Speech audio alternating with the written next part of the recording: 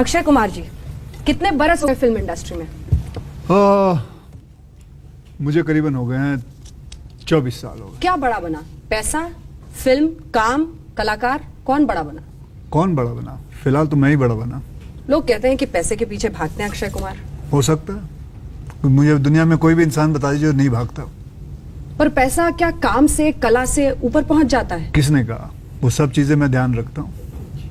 कैसे कैसे बैलेंस करते हैं? कैसे बैलेंस करता हूँ? मैं बकायदा जितना भी काम किया है मैंने सोच समझ के किया है उसको। अच्छी तरह मैंने पढ़ा है। मैंने जो भी कुछ जितनी भी काफ़ी सारी फिल्में की हैं, चाहे वो कमर्शियल हो, कोई सोशल फिल्में हो, तो उन सब चीज़ों को ध्यान रखते हुए मैंने अपना पैसा कमाया है। कॉमेडी में कुछ भी कर देंगे आप, क्योंकि फिल्म कमाए, पैसे बने, बॉक्स ऑफिस पर हिट हो, अक्षय कुमार बड़े स्टार बने, एक्शन हीरो, कॉमेडी में कुछ भी कर देंगे। चलती है। आरब भी देखता होगा। देखने दें, तो उसमें बुराई क्या है? बल्कि मैं खुद ही ले जाता हूँ, फिल्म रिलीज होने से पहले ले जाता हूँ उनको, ताकि उससे कोई बात छुपे ना। और मैं जो करता हूँ डंके की चोट पे करता हूँ, कोई खराब मैंने काम नहीं किया है।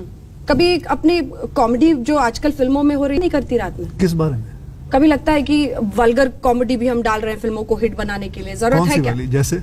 जैसे हे बेबी में क्या था उसमें? कई बार मुझे लगता है ऐसी लाइनर्स होती हैं जो कि नेशनल टेलीविजन पर बोलना मुश्किल हो जाता है अक्षय। लेकिन वो पास हुई होती है सेंसर से। अगर कुछ ऐसी बात होगी तो सेंसर ही पास नहीं करेगी। तो अक्षय कुमार उसी रेट पे चलेंगे, गियर वैसे ही बदलेंगे? नहीं, गियर तो मैं 24 साल से वैसे ही बदलते आ रहा हूँ और अच्छी तरह चल रही है गाड़ी। कोई इसमें खराब तो लगी नहीं मुझे बात।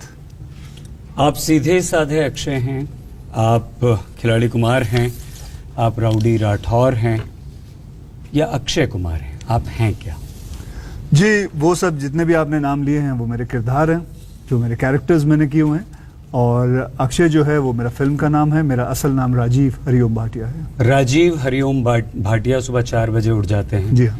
वर्कआउट करते हैं, बाहर घूमने जाते हैं, बच्चों को भी उठा देते हैं। सेट्स पर जाते हैं तो प्रोड्यूसर्स डायरेक्टर्स को बोलते हैं कि 4 बजे आ जाओ।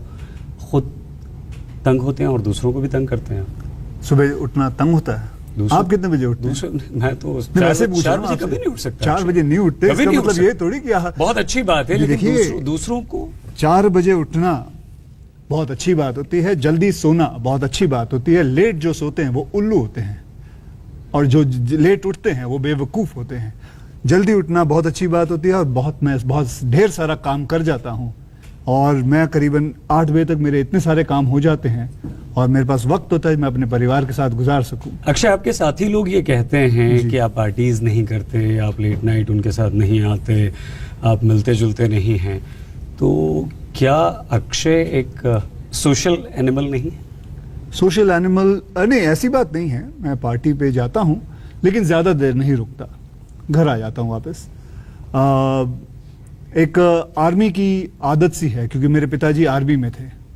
तो हमारी जो मुझे और मेरी सिस्टर को जिस हिसाब से मेरे माँ बाप ने बड़ा किया है, वो एक आर्मी के रेजिमेंट के हिसाब से बड़ा किया है। हमें सुबह उठाया दिया करते थे, मेरे पिताजी मुझे भगाने ले जाया करते थे। 8 से 9 किलोमीटर हम भागते थे। फिर बाकायदा ब्रेकफास्ट पे जो टेबल पे जो ब्रेकफास्ट लगेगा वो भी एक सेट मेन्यू होता था। तो एक आर्मी रेजिमेंट से हिसाब से चलते हुए आया हूँ। इलेक्शन खत्म हुए हैं, कांग्रेस ने आपको टिकट दिया, आपने नहीं माना। क्या डूबती हुई नैया थी, या अगर यही नरेंद्र मोदी या बीजेपी की तरफ से आपको टिकट मिलता तो क्या आप मना कर देते? जी, ये आपकी कल्पना है कि मुझे कांग्रेस ने टिकट दी। कोई ऑफर नहीं हुआ? जी बिल्कुल नहीं। कोई इरादा? मस्ती के सवाल पर मैं वापस आना चाह रही थी। शादी से पहले सारी मस्ती कर ली अक्षय कुमार ने, फिर बाद के लिए कुछ बचा ही नहीं। इतनी ऐश कर ली, अब सब चाहते हैं कि सारे घर वाले, परिवार वाले डिसिप्लिन्ड हो जाएं। शादी के पहले खूब मस्ती कर ली। सभी करते हैं, सभी करते हैं। क्या क्या करते थे? मैं तो कहता हूँ ऐसा एक्सट्रीम्स, आपकी जिंदगी के एक्सट्रीम्स जो आपने शादी से पहले किए। जी देखिए, ये मेरी पर्सनल चीजें हैं और मैं नहीं समझता हूँ कि मैं आपसे वो बात बताना चाहूंगा, क्योंकि आई एम श्योर कि आपकी भी जिंदगी की बहुत सारी पर्सनल चीजें हैं जो आप कहीं भी बताना नहीं चाहते। कुछ ऐसा जो बता सकें? नहीं जी, मैं पर्सनली मैं यही कहना चाहूँगा कि मेरी शादी नहीं हुई थी। अगर आप कहते हैं कि मेरी एक इमेज थी, चाहे वो कैसनोवा की इमेज हो या किसी भी, तो मैं उस पर मुझे कोई शर्म नहीं है उस बात की। I was a normal man and a very very hot blooded man. No doubts, no doubt about it. Hot blooded है, लेकिन एक बात बताइए, क्या आप फिल्म इंडस्ट्री में भी राउडी हैं? उसकी वजह यह है कि पूजा भट्ट आपसे नाराज एकता कपूर आपसे नाराज, काफ़ी सारी रिपोर्ट्स आई, पूजा भट्ट ने काफ़ी सारे ट्वीट्स कर दिए, फराह खान आपसे नाराज़ हैं, वो बोलती हैं शायद आने वाले समय में मैं उनसे सिर्फ हेलो करूंगी, शायद वो संबंध नहीं बन पाए। तो क्या फिल्म इंडस्ट्री में भी अक्षय कुमार जो हैं वो राउडी कुमार हैं? जी देखिए, जो आपके न्यूज़ हैं, जितनी भी आपकी बातें आपने बताई हैं, तो एक एक करके लेते हैं जी, क्योंकि ये 3rd डिग्री है तो इसमें आराम आराम से बातें की जाएंगी। जैसे कि आप कह रहे हैं पूजा भट्ट मुझसे नाराज है, मुझे तो नहीं लगता। हाल ही में मेरी मुलाकात हुई थी। यहाँ तक कि नाराज की बात है वो आप ये बात कर रहे हैं क्योंकि उनकी फिल्म एक हॉलिडे आई थी और ये holiday soldier is never of duty, ये फिल्म विपुल शाह की है। तो जो भी वार्तालाप, जो भी बातें होंगी वो विपुल शाह से होंगी, for him being the producer. First, thank you, then holiday. Akshay Kumar's producers have an affinity for titles of my films. Gentle reminder, karma can be a bitch. और No, सिर्फ that's अक्षय कुमार को पॉइंट किया है इसमें। जी देखिए, ये मेरी film तो नहीं है। और जहाँ तक कि सवाल रहा पूजा भट्ट का, तो मुझसे तो आज तक उसने कहा नहीं। हाल ही में उनके पिता से भी मेरी मुलाकात हुई थी, कल ही मुलाकात हुई थी महेश भट्ट साहब से, तो मुझे किसी ने कुछ नहीं कहा। तो जब तक मुझे कुछ नहीं कोई कहेगा और जहाँ तक ये बातें आएंगी तो मैं कुछ नहीं कह सकता हूँ। और जहाँ रहा, आपने किसी और का नाम लिया था, फराह खान का। फराह खान से हमारी बिल्कुल थोड़ी बहुत बात जमी नहीं थी फिल्म के दौरान। कुछ बात हुई थी जो कि वेरी पर्सनल बात है उनके साथ, और मैंने आज तक कहीं भी उस बात को कभी दोहराई नहीं। और मैं समझता हूँ, क्योंकि I am a perfect gentleman, I never want to talk bad about any woman और एनीबॉडी, और मैं समझता हूँ यहाँ भी मैं नहीं बोलूँगा इसके बारे में। वो एक अच्छी प्रोड्यूसर हैं, एक अच्छी डायरेक्टर हैं, दैट्स इट। तीसरी बात आपने क्या पूछनी थी? मैंने आपसे पूछा कि इसके अलावा एकता कपूर आपसे काफी नाराज थी। जी, आपने एकता उनकी कपूर की मैं अगली फिल्म प्रमोट कर नहीं रहा किया। हूँ। नहीं ऐसी तो ये तो बात आपकी, ये सिर्फ rumors है। नहीं, ये तो गप बातें हैं। ये गप बातें हैं। बिल्कुल। एकता कपूर की ये बात किस हद तक सही है, किस हद तक गलत है? उन्होंने ये कहना था कि आपकी फिल्म रिलीज होने के बाद, once upon a time Mumbai जो फिर से रिलीज हुई, उसके बाद आपने उसको फिल्म रिलीज होने के बाद प्रमोट नहीं किया। ये बात सही है, गलत है? नहीं, गलत है, बिल्कुल गलत है। खान ग्रुप और वहां पर हरिओम भाटिया का पहुंचना, अपना वर्चस्व बनाना, अपना एक किंगडम बनाना, अनाड़ी से लेकर अभी तक, क्योंकि इस फिल्म पर भी बात करेंगे, टेररिज्म, स्लीपर सेल्स, उसको कितना आप समझते हैं, जानते हैं, कितना मुश्किल रहा ये पेनिट्रेशन करना वहां पर जहां पर खानदाम है बिल्कुल, और यही बाबा लोग की फिल्में चलती हैं, वही परिवारवाद चलता है वहां भी इंडस्ट्री में। और बहुत मुश्किल है, इतना आसान नहीं है कि एक इंडस्ट्री के अंदर ऐसे घुस जाना बिना किसी फिल्म के सपोर्ट के, फिल्म फ्रेटर्निटी के सपोर्ट के, या कि कोई आपके पिताजी हो या माँ हो, कोई भी, तो थोड़ा मुश्किल है इसके अंदर घुसना। लेकिन किस्मत है। क्या काम आया? क्या काम आया? कैसे ये जगह कैसे बनाई आपने? क्या काम आया ये मेंटली? मुझे लगता है इट इज जस्ट, जहां तक मैं समझ सकता हूं क्या काम में आया, बहुत कुछ सोचने के बाद, बहुत कुछ समझने के बाद, मैं समझता हूं डेस्टिनी, लक प्लेज करीबन 70% luck plays a role and 30% plays your hard work. मैं जब भी फिल्म इंडस्ट्री के अंदर, फिल्म स्टूडियो के अंदर घुसता हूं तो बाहर बहुत सारे न्यू कमर्स होते हैं और वो मुझसे ज़्यादा गुड लुकिंग होते हैं, मुझसे ज़्यादा टैलेंटेड नज़र आते हैं, बट उनको चांस नहीं मिलता। That means there is something called luck factor. हर फिल्म के ऊपर भी बहुत सारी लक जो है वो बनी रहती है, लोग माने ना माने, लेकिन कमाल की इंडस्ट्री है, luck plays a big factor. आप क्या इस मकाम पर आ गए हैं अपनी जिंदगी में कि आपको लगता है कि अब मुझे भी कुछ सीरियस फिल्म्स करनी चाहिए, बहुत कॉमेडी कर ली, जरा गैर बदलूं, जरा मैं भी एक इंटेलिजेंट एक्टर की तरह दिखूं, इसीलिए टेररिज्म पर ये फिल्म और स्लीपर सेल्स क्या है, आतंकवाद क्या है, अक्षय कुमार समझते हैं? जी, जितना बहुत मुझे समझाया गया है, जितना बहुत मैं समझता हूं, जितना बहुत मैंने मीडिया के थ्रू से पढ़ा है या देखा है, और मेरे डायरेक्टर ने जितना कुछ समझाया है, तो इस फिल्म के अंदर भी टेररिज्म के ऊपर हम बात कर रहे हैं, स्लीपर सेल्स के बारे में बात कर रहे हैं कि स्लीपर सेल्स होता क्या है। कई जर्नलिस्टों से मैंने बात की है, वो जानते भी नहीं है कि स्लीपर सेल्स होता क्या है। तो कई बार आई एम श्योर कि ऑडियंस भी इतना नहीं जानती कि व्हाट स्लीपर सेल्स आर, और वो इतना भी नहीं जानते हैं कि हमारे जो सोसाइटी है कई स्लीपर सेल से घिरे हुए हैं। जो हम इतने सारे कांड देखते हैं, इतने सारे बॉम्ब ब्लास्ट देखते हैं, ये सब स्लीपर सेल्स के करवाए होते हैं। तो इस फिल्म के दौरान, इस फिल्म के थ्रू मैं अपने देखने वालों को बताना चाहता हूं कि व्हाट टेररिज्म आर और हम किस चीज़ों से घिरे हुए हैं। being attentive, completely being vigilant is the most important thing being in Bombay today. तो इस फिल्म today in में India, sorry. इस फिल्म में अक्षय जो पहले अक्षय दिखते रहे हैं उनसे अलग कैसे होंगे? जी मैं इस फिल्म को एक कमर्शियल बेस्ड फिल्म नहीं समझूंगा, मैं इस फिल्म को एक बहुत ही सीरियस थ्रिलर समझूंगा और इसके अंदर कॉमेडी जो है थोड़ी बहुत है, हंसी मजाक है, लेकिन ये फिल्म एक्शन ज्यादा होगा?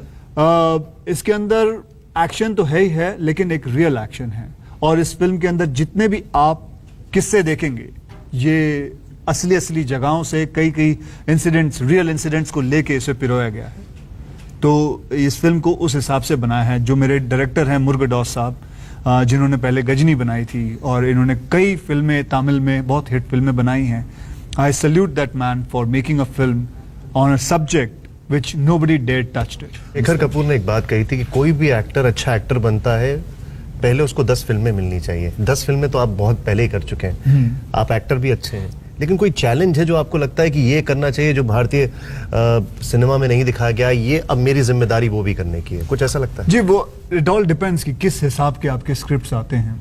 जैसे मैंने ओ माय गॉड की थी, स्पेशल 26 की थी, एक किस्म से कई लोगों ने मुझे कहा था ये क्यों कर रहा है तू, एक रिलीजन के ऊपर पूरी फिल्म बनाना और जहाँ तू भगवान का रोल खेल रहा है प्लस तू उसके ऊपर प्रोड्यूस भी कर रहा है, कई बाधाएं आती है, कई लोग आपको आके बोलते हैं ये सब चीज़ें बेकार है मत करो एंड इससे प्रॉब्लम हो सकती है। स्पेशल 26 के अंदर गाना भी एक नहीं था, एक ही गाना था और मतलब कई चीज़ें आती हैं, लेकिन I go with my own conviction.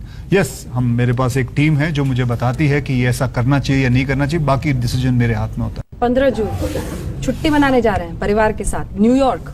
इस साल की बात कर रहे हैं? जी हाँ। तो ये हॉलिडे आपकी पिक्चर का भी नाम है और अक्षय कुमार की जिंदगी में हॉलिडेइंग कितना इंपॉर्टेंट है, कितना बड़ा हिस्सा है या फिर काम?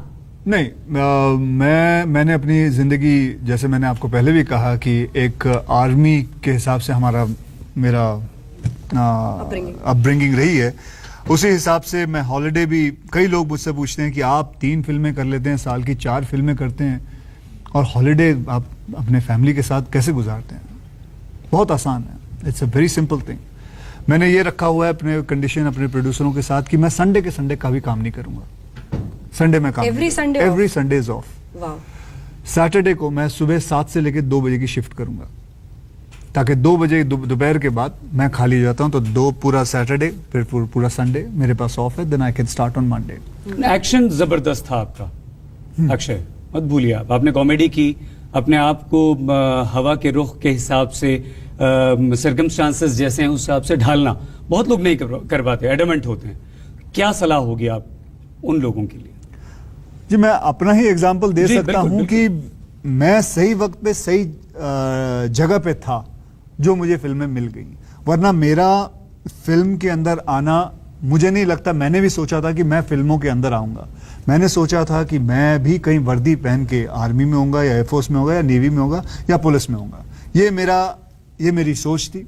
मैं लोगों को मार्शल आर्ट सिखाता था, बच्चों के घर में जाके सिखाता था, 5-6.5 हज़ार रुपये महीने का कमाता था, अपनी ज़िंदगी फर्स्ट क्लास चल रही थी और सोचा था फिर आर्मी ज्वाइन कर लूँगा, बस यही सोचा था। लेकिन एक इंसान आया मेरी ज़िंदगी में, कहने लगा भैया हट्टे कट्टे हो, नौजवान हो, फर्स्ट क्लास हो, हाइट वाइट बढ़िया है, क्यों नहीं यार मॉडलिंग। ये आपका स्टूडेंट था? ये स्टूडेंट के पिताजी थे जिसे आप मार्शल आर्ट सिखाते थे? जिसे वन ऑफ द स्टूडेंट के पिताजी थे जिन्होंने मुझे कहा कि भैया तू मॉडलिंग क्यों नहीं करता। तो मैं बोला मुझे तो ये भी नहीं पता था, मैंने तो कैमरा नहीं देखा था जिंदगी में कि कैमरा क्या होता है, हमने तो कभी शूटिंग भी ज़्यादा नहीं देखी, हम फिल्में देखते थे लेकिन हमें ये नहीं पता था कि कहाँ से शूटिंग कैसे होती है, क्या होती है। तो मैं चला गया उनके वहाँ और मैंने बोला क्या करना है, तो उन्होंने मुझे अच्छे कपड़े पहनाए, यहाँ दिखाया, वहाँ देखो बोलो, ऊपर देखो, फिर एक लड़की आई उसके साथ मॉडलिंग की, बोला इसको पकड़ो, ये करो, ठीक है, फर्स्ट क्लास हो गया, ठीक है जी। 2-2.5 घंटे हो गए, एसी में बैठा, 21,000 का चेक दिया, बोले भाई जाओ। अब मैं 21,000 का चेक देख रहा हूँ, जिंदगी में मैंने महीने में 6,000 मिलते हैं, 2 घंटे मैंने काम किए हैं, एसी में काम किया है, फर्स्ट क्लास यहाँ वहाँ देखा है, सिर्फ अपने बॉडी को मेंटेन रखना है और 21,000 का चेक मिला, बेटा ये काम करूँगा मैं, तो निकल गया।